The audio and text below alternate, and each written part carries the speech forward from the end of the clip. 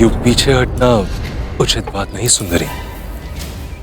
तुमने ही कहा था जो चाहे मांग लो। मैंने तुम्हें मांग लिया सुंदरी।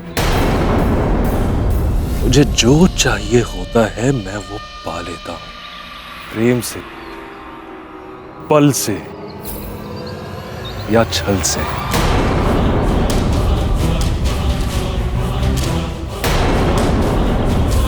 अब से तुम मेरी रानी बनके मेरे भवन में रहोगी।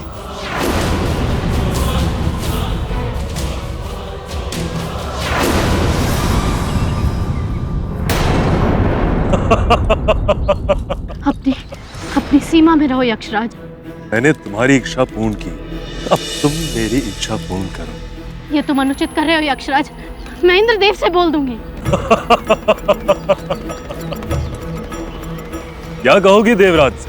यही कि तुम्हारे कहने पे मैंने उस ऋषि का अपहरण किया, उस निर्दोष बालक को सताने के लिए। बहुत सही किया तुमने तो।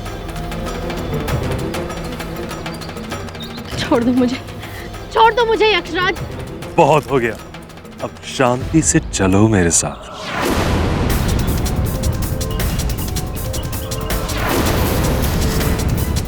भागकर कहां जाओगी सुंदरी?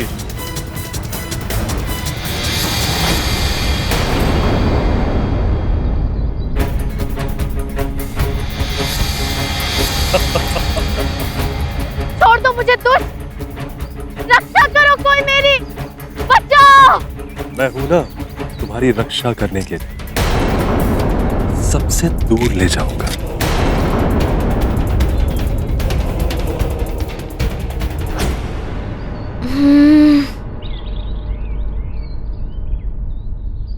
अरे वाह, आश्चर्य है। ये वन, सरोवर और वो श्वेत शिला बिल्कुल वैसे ही है जैसे देवगुरु ने बताई थी। बस कुटिया नजर नहीं आ रही है।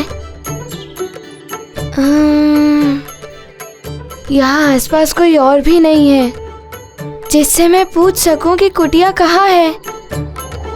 रक्षा करो मेरी, बचाओ।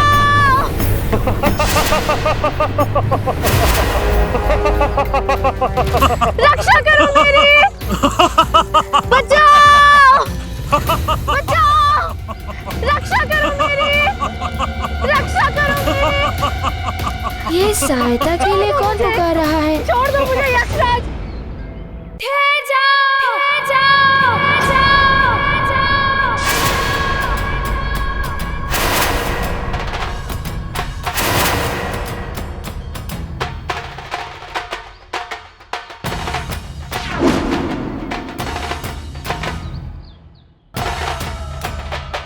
वानर, मेरे सामने से हट जाओ। उर्वशी मौसी को मुक्त कर दो। मौसी?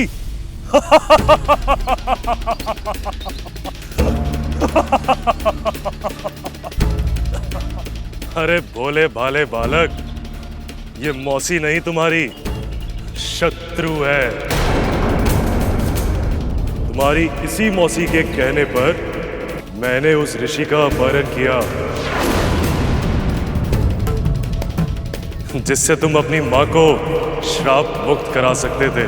इन्होंने जो किया उससे तुम्हारा ये करना उचित नहीं है।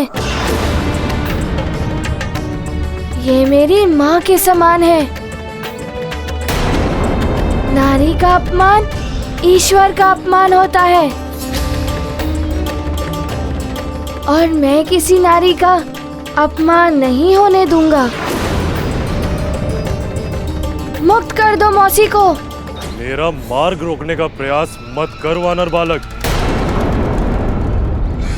यक्षराज हूं मैं। तुम यक्षराज हो या रक्षराज हो, छोड़ दो मेरी मौसी को और ये बताओ कि तुम उन ऋषि को कहाँ ले गए हो।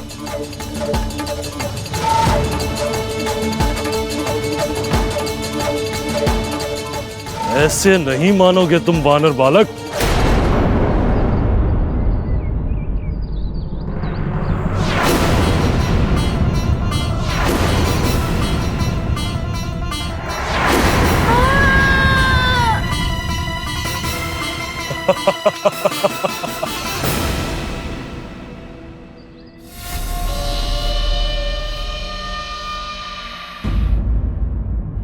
जयंत, हनुमान लौट आया क्या? आप हनुमान की इतनी चिंता क्यों कर रही हैं? उसे जब आना होगा वो आ जाएगा। ऐसा नहीं कहते पुत्र। हनुमान ने इस छोटी सी आयु में इस संसार को प्रलय से बचाया है। अपनी माँ की मुक्ति के लिए देवताओं के दिए हुए वरदान तक ठुकरा दिए। हनुमान जैसा पुत्र भाग्य से मिलता है। तुम्हें तो उसका सम्मान करना चाहिए। तुम्हारी माता शची और तुम्हारे पिता देवराज इंद्र हनुमान को तुमसे अधिक मानते हैं। पुत्र तुम हो उनके, किंतु हनुमान से वो इतने प्रभावित हैं कि वे उसके भक्त बन गए।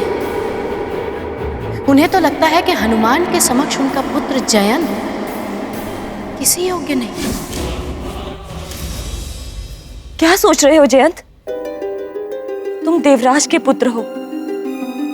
जो सम्मान के योग्य हो उसका सम्मान करने का गुण तुम में होना चाहिए पुत्र।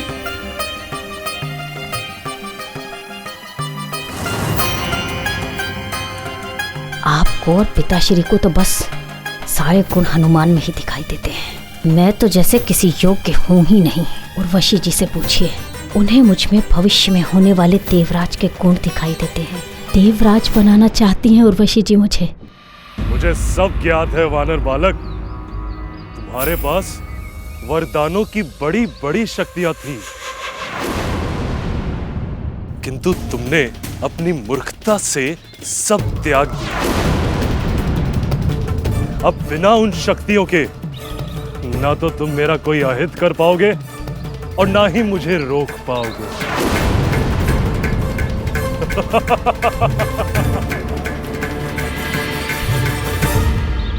हाँ, अब वरदानी शक्तियों के बिना मुझे संभलकर युद्ध करना होगा इनसे।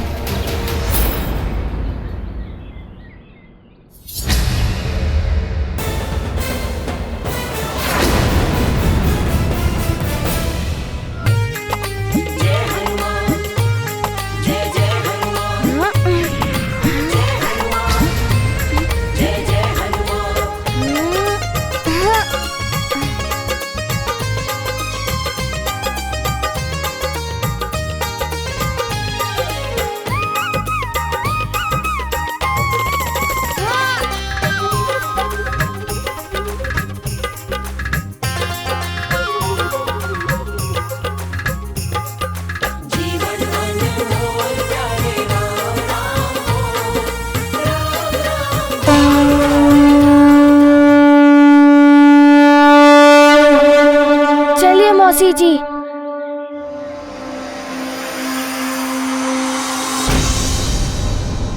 हाँ, हाँ।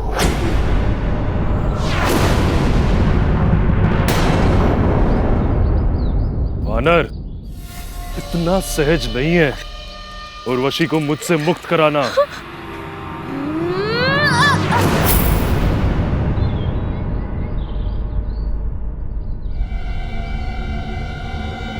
ये क्या हो गया एकाएक?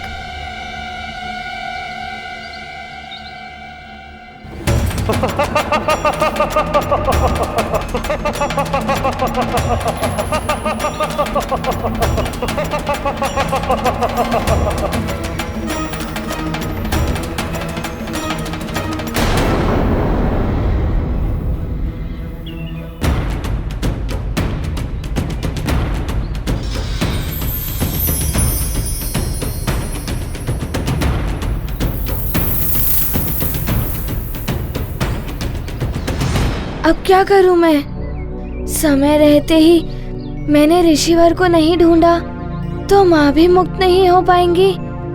और मैं क्या करूं? अब देखना, ना तो तुम्हें तुम्हारी मौसी मिलेगी और ना तुम्हारी माँ।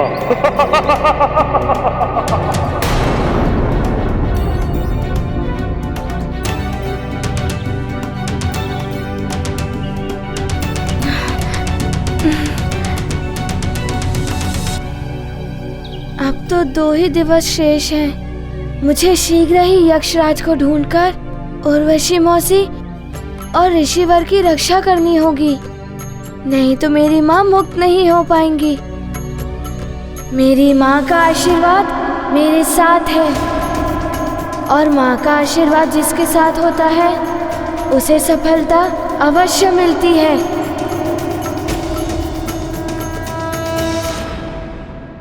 समय व्यतीत होता जा रहा है। हनुमान के पास तो वरदानों की शक्ति भी नहीं है। वो कैसे अपना कार्य पूर्ण करके समय रहते लौट पाएगा? हे महादेव, उसकी सहायता कीजिए प्रभु।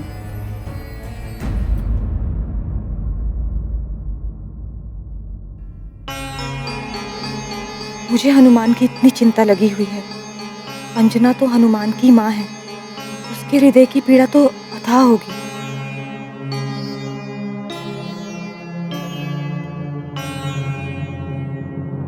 अंजना,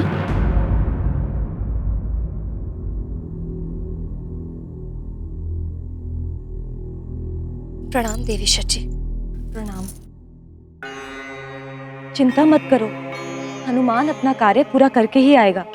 मैं भी प्रभु से यही प्रार्थना कर रही हूँ।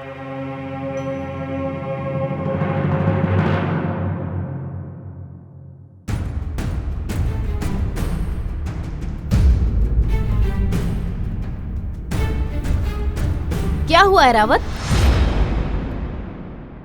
किसे दिखा रहे हो अपना ये रोष? हनुमान को भ्रमण कराने ले गए थे ना, पिताश्री की अनुमति के बिना। उसे तो दंड मिल गया, तुम्हें भी इसका दंड अवश्य मिलेगा।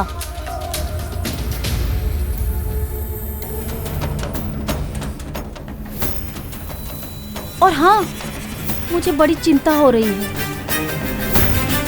तुम्हारे उस वानर मित्र की। क्या होगा उसका?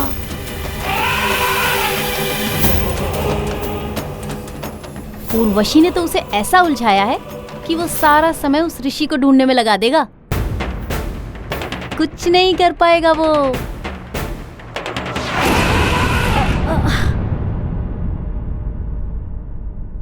ए रावत, तुमने मुझे गिराने का प्रयास किया है, तुम्हें दंड मिलेगा इसके लिए। सैनिकों, पकड़ो इसे, ये कहीं जाने ना पाए।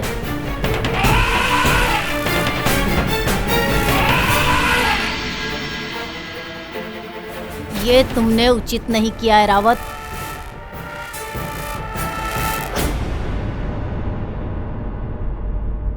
समय निकलता जा रहा है, क्या करूं मैं? कोई भी मार्ग नहीं दिखाई दे रहा। ये तो ऐरावत की चिंगाड़ने की ध्वनि है।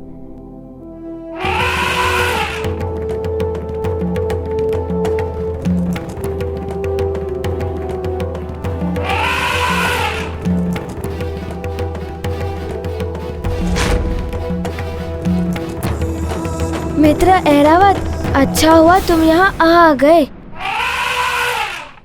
मित्र, मैं बड़ी उलझन में उलझ गया हूँ। मुझे ये तो ज्ञात हो गया है कि उर्वशी मौसी को और ऋषिवर जी का उसने अपहरण कर लिया है। अवश्य ही वो उन्हें यक्षलोक ले गया होगा। क्या तुम्हें ज्ञात है कि यक्षलोक कहाँ है?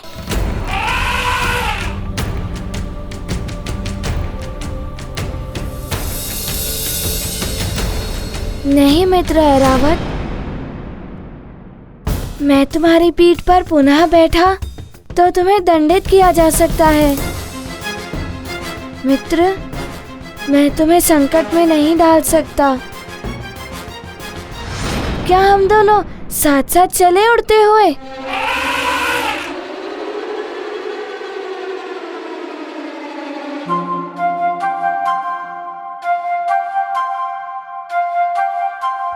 चले ऐरावत।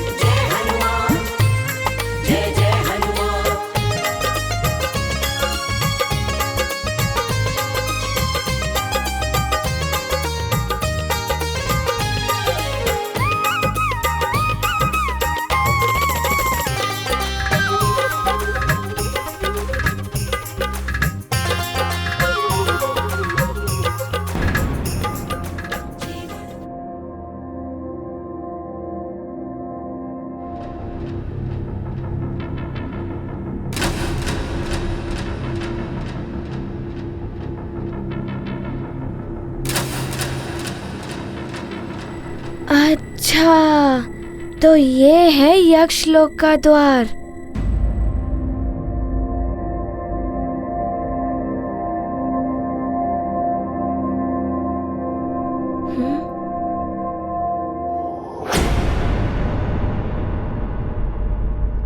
क्या हुआ मित्र, तुम ठहर क्यों गए?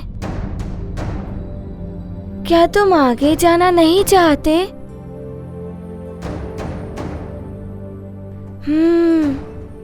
तुम्हारा आगे ना जाना, इसका तो कोई विशेष कारण होगा। मुझे यहाँ तक पहुँचाने के लिए धन्यवाद मित्र, मैं आगे संभाल लूंगा।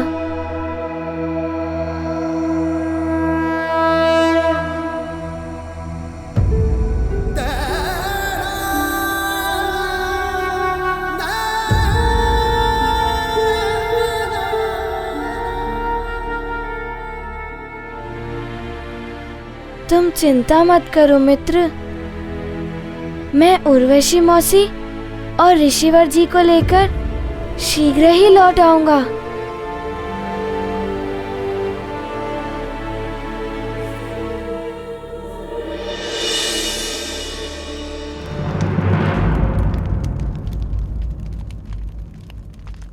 उर्वशी, जिन कोमल पांव में कभी नुपुर शोभा देते थे, आज उन्हीं कोमल पांव में एक कठोर बेड़ियां। नहीं नहीं, ये बेड़ियां अच्छी नहीं लग रही। मैं तुम्हें नुपुर नहीं पहनाऊंगा सुंदरी। मैं तुम्हें यहां नृत्य या मनोरंजन के लिए नहीं लाया हूं। तुम मेरे हृदय की रानी बनके रहो, सदा की। कदाचित हनुमान ही आ जाए मेरी रक्षा के लिए। मैं भी बावली हो गई हूँ, जिसके मार्ग में मैंने कांटे बिछाए हैं, आज उसी से पुष्पों की आशा कर रही हूँ। जिसे बार बार संकट में डाला, उसी से आस लगाए बैठी हूँ कि वो मेरा संकट हर दे।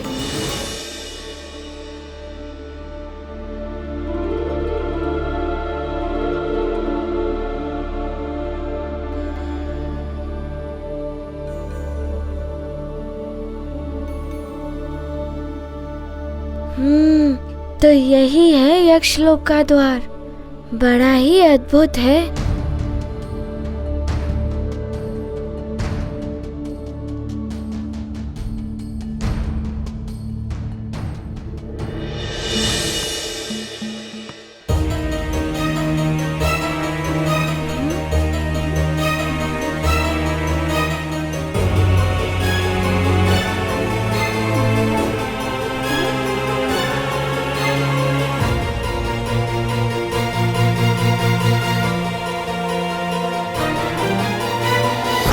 अब यहाँ से कहाँ जाना है? इस दिव्य सेतु का दूसरा छोर तो दिखाई भी नहीं दे रहा है।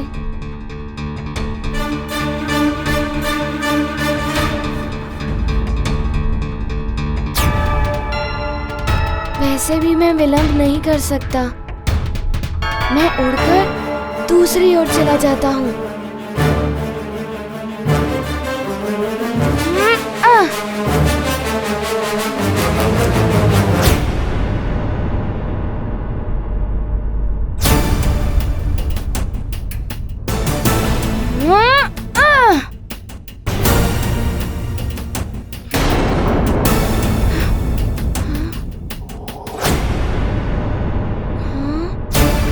क्या हो रहा है? मैं उड़ क्यों नहीं पा रहा हूँ? लगता है इस सेतु पर चलकर ही जाना उचित होगा।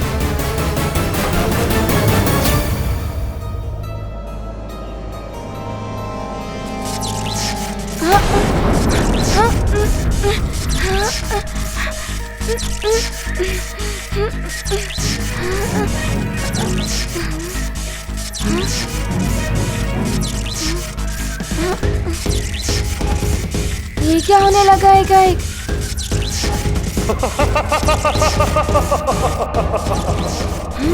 यक्षलोक में प्रवेश करना सरल नहीं है हनुमान। तुम्हें इस दिव्य सेतु को पार करते हुए इन मूर्तियों की दृष्टि विद्युत तरंगों से बचकर निकलना होगा। ये दृष्टि विद्युत तरंगे यदि देह पर पड़ गई तो देह भस्म हो जाएगी। स्मरण रहे कि तुम्हारी वरदानी शक्तियां अब तुम्हारे पास नहीं है, जो तुम्हारे देह को इन दृष्टि विद्युत तरंगों से सुरक्षित रख सकती थी। मुझे माँ को मुक्त कराना है और उनके आने वाले मार्ग में कोई भी बाधा मुझे स्वीकार है।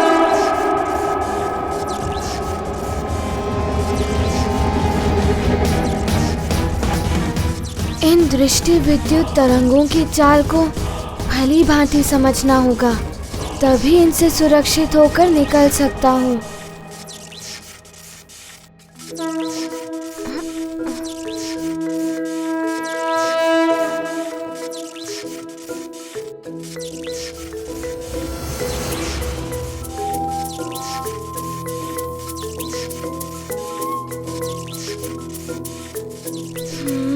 मैं ऊंचाई की इस सीमा तक ही अपना पांव उठा सकता हूँ।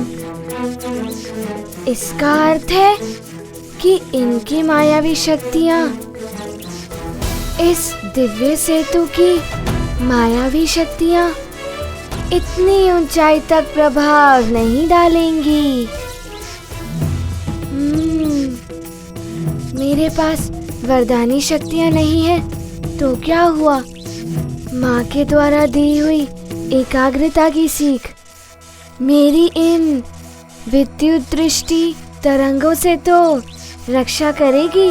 श्री गुरु चरण सरोज रज निज मन मुकुर सुधारि, बरनउँ रघुबर विमल जसु जो दायक फल चारि।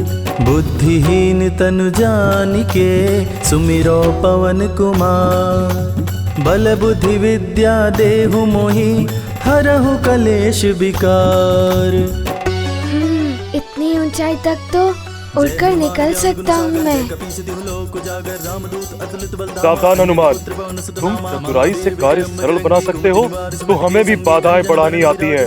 कानन कुंडल कुंचित केसा, हाथ वज्र और ध्वजा विराजे, कांधे मूंज जनेऊ साजे। ओहो, अब तो और संभल कर निकलना होगा। राम काज करिबे को आदर, प्रभु चरित्र सुनबे को रसिया, राम लगन सीता मन बसिया।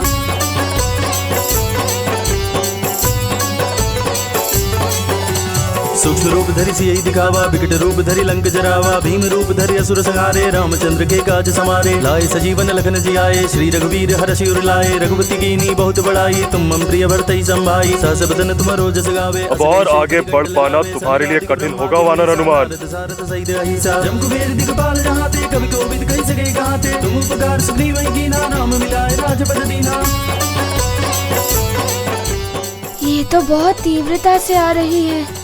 तुमरो मंत्र विभीषण माना, लंकेश्वर भय सब जग जाना। जुग सहस्त्र जो जन पर भानु, लील्योता ही मधुर फल जानु। प्रमुद्रिका मेली मुख माही, जल दिलांग गए अचरज नाही। दुर्गम काज जगत के जेते, सुगम अनुग्रह तुम रे ते। राम दुआरे तुम रखवारे, होत न आज्ञा बिनु पैसारे। सब सुख लहे तुम्हारी सरना, तुम रक्षक काहू को डरना। आपन तेज समारो आपे, तीनों लोग हाकते कापे। भूत पिशाच निकट नहीं आवे, महावीर जब नाम सुनावे।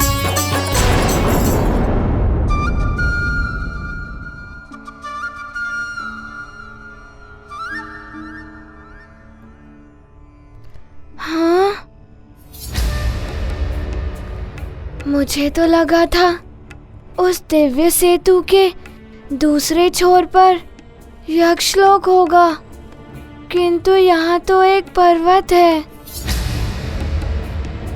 किंतु उड़ते समय मुझे यक्षलोक की झलक कैसे दिखी थी?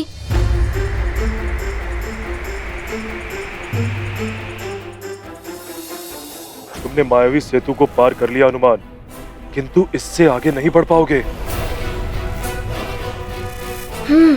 मैं जिस उद्देश्य को लेकर आया हूँ वो उद्देश्य अवश्य पूर्ण होगा। उस उद्देश्य के आने वाले मार्ग में सारी बाधाएं मुझे रोक नहीं सकती। ये पर्वत की बाधा भी मुझे रोक नहीं पाएगी।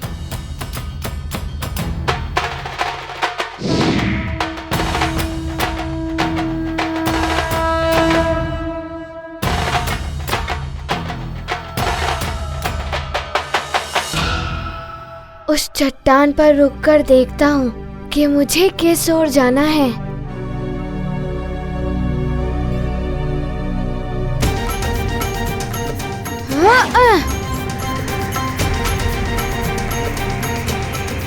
ये क्या? ये तो प्रतीत हो रहा है जैसे मैं बादलों में प्रवेश कर गया हूँ।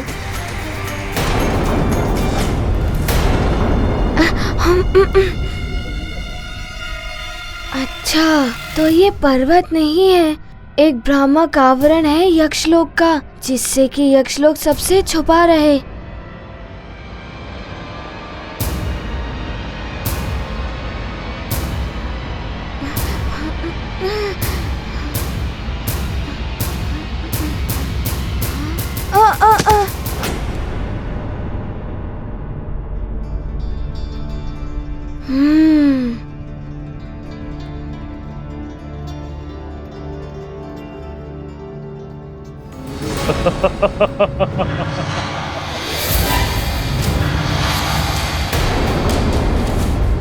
देखा सुंदरी, मैंने कहा था ना, जो मुझे प्रिय लगता है मैं उसे पा ही लेता हूं। अब तुम मेरी हो, मात्र मेरी।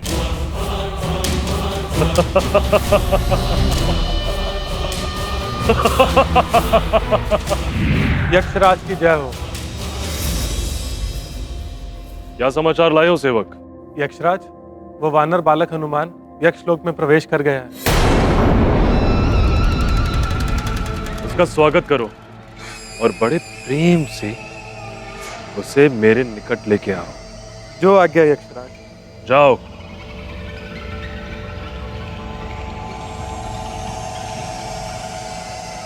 तुम इतना प्रसन्न क्यों हो रही हो? वो वानर है ना, वो यहां हमारे मनोरंजन के लिए आया है। जब तक मन करेगा क्रीड़ा करूंगा उसके साथ, और जब मेरा मन भर जाएगा उसका अंत।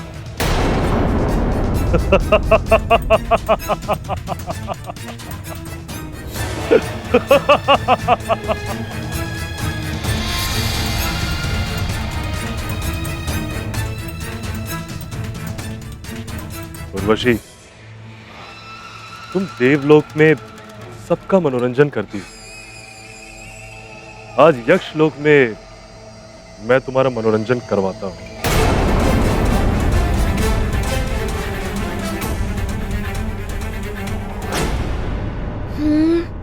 यक्षलोक तो आ गया, किंतु आज का दिवस समाप्त होने से पूर्व ही मुझे उर्वशी मौसी और ऋषिवर जी को मुक्त करा के शीघ्र ही ले जाना होगा।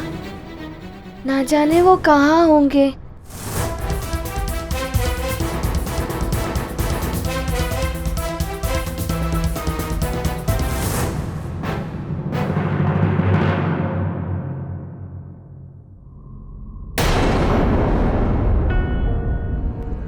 हाँ?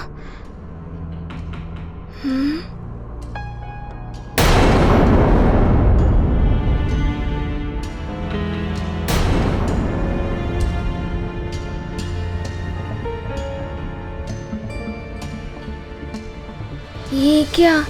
प्रतीत हो रहा है जैसे ये मेरा स्वागत करने के लिए खड़े हैं।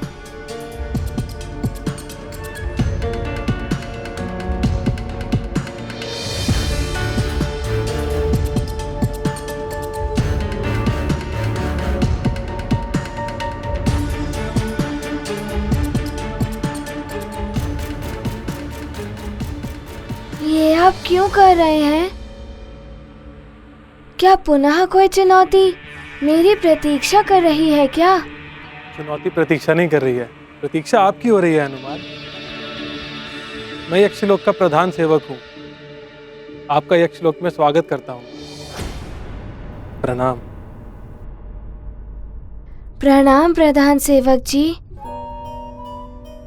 प्रधान सेवक जी, वहाँ सेतु पर मुझे आपका ही स्वर सुनाई दे रहा था। वो तो आपकी परीक्षा ली जा रही थी कि आप यक्षलोक में प्रवेश करने योग्य हैं भी या नहीं। यक्षराज आपकी ही प्रतीक्षा कर रहे हैं, आइए मेरे साथ। ये तो कुछ अधिक ही प्रेम दिखा रहे हैं, जबकि सेतु पर मुझे भस्म करने का प्रयास कर रहे थे। मुझे सतर्क रहना होगा, किंतु समय भी कम है। मुझे जाना ही होगा इनके साथ। चलिए।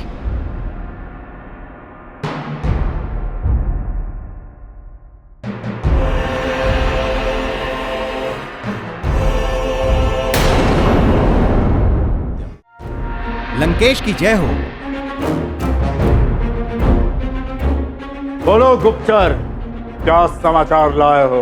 लंकेश, हनुमान यक्षलोक पहुंच चुका है और अब किसी भी क्षण यक्षराज और हनुमान में युद्ध छिड़ सकता है।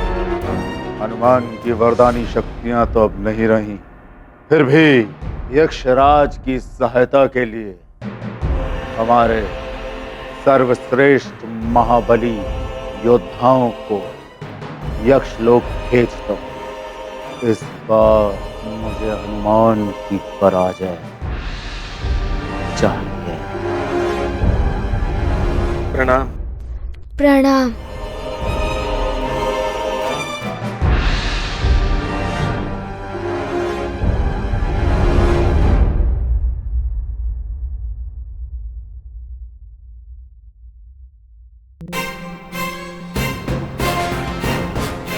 ये सब मुझे रणांगन में क्यों ले आए हैं? किंतु यहाँ पर उर्वशी मौसी और ऋषिवर दिखाई नहीं दे रहे हैं। ना जाने कहाँ होंगे।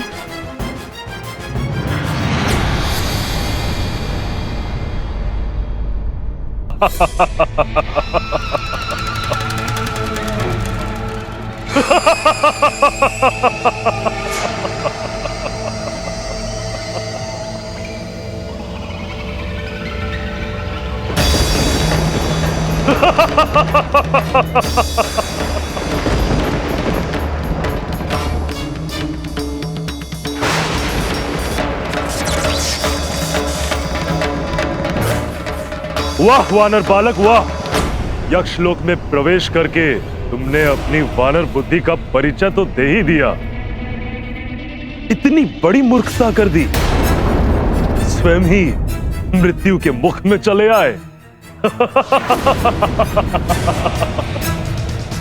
देखिए यक्षराज जी, मैं यहाँ युद्ध करने नहीं, मौसी जी और ऋषिवर जी को लेने आया हूँ। आप उन दोनों को मेरे साथ भेज दें तो ही उचित होगा। ओ, याचना कर रहे हो? सुना है तुम बहुत बड़े वीर योद्धा हो। योद्धाओं की तरह बात करो बालक, योद्धाओं की भांति, याचना नहीं। और यदि तुम ये समझते हो कि जो उछल कूद तुमने प्रमदावन में की वो युद्ध है, तो ये तुम्हारी सबसे बड़ी भूल है अबोध बालक, सबसे बड़ी भूल।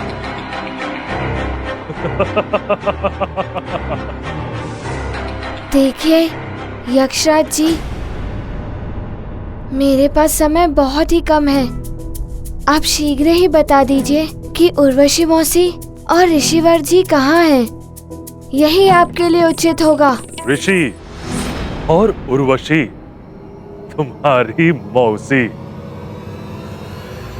ऋषि और उर्वशी।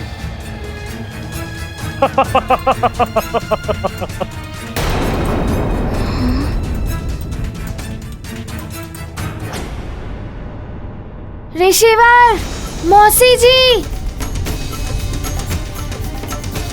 मैं आ रहा हूँ।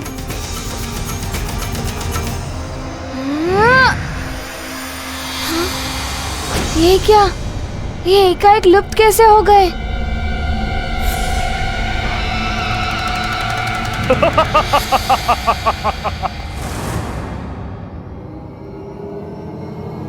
मैं आ रहा हूँ। हाँ, पुनः लुप्त हो गए।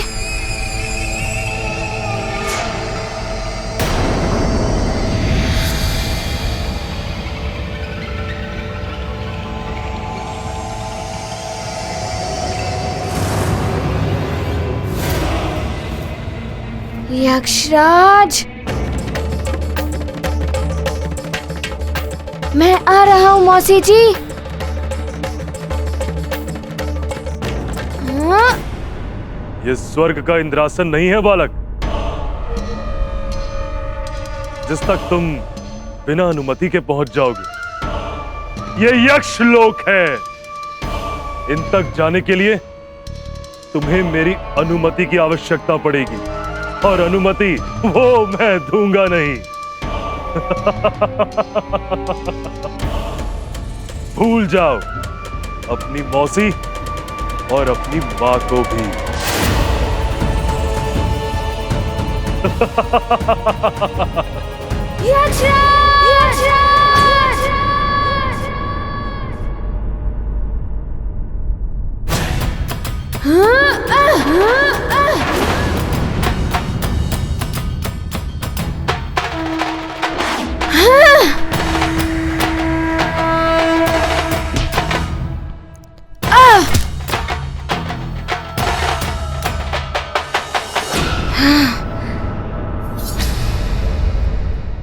वरदानों की शक्ति क्षीण होने के पश्चात भी तुम में इतना बल। आनंद आएगा तुमसे युद्ध करने में, बहुत आनंद आएगा। ये बल मेरी माँ का आशीर्वाद और पिताश्री की दी हुई युद्ध शिक्षा का है, जिसका सामना आप नहीं कर पाएंगे यक्षराज।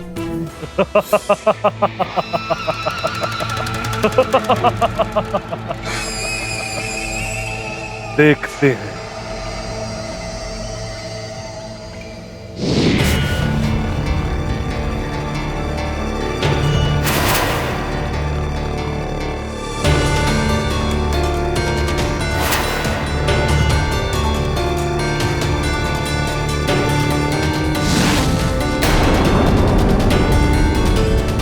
मुझे क्षमा कर दो हनुमान, मेरे कारण ही आज तुम्हारे साथ ये सब हो रहा है।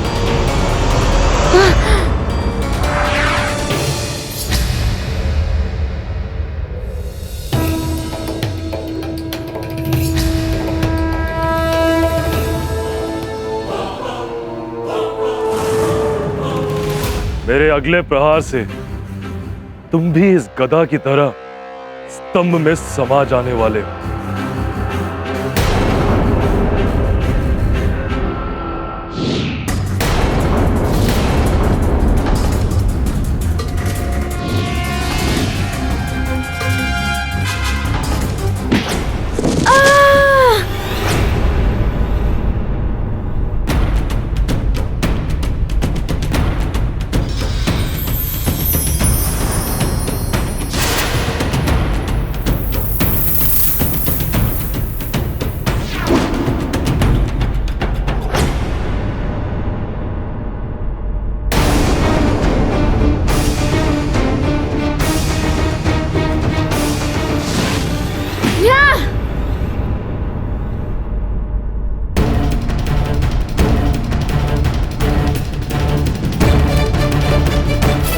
यक्षराज!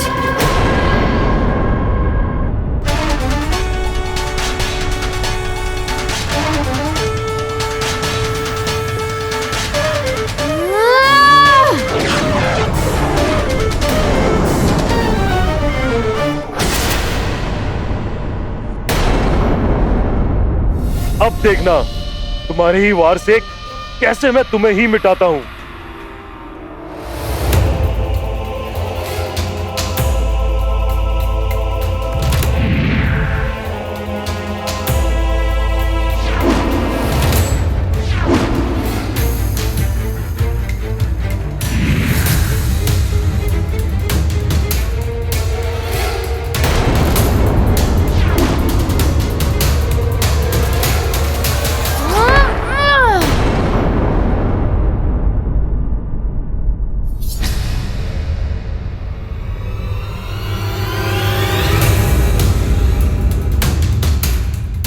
देख लो वानर बुद्धि बालक, अब तुम्हारा ही वार तुम पे कैसे प्रहार करता है।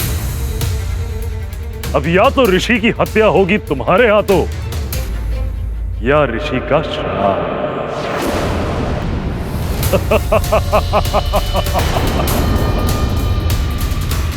ये तो अनर्थ हो जाएगा।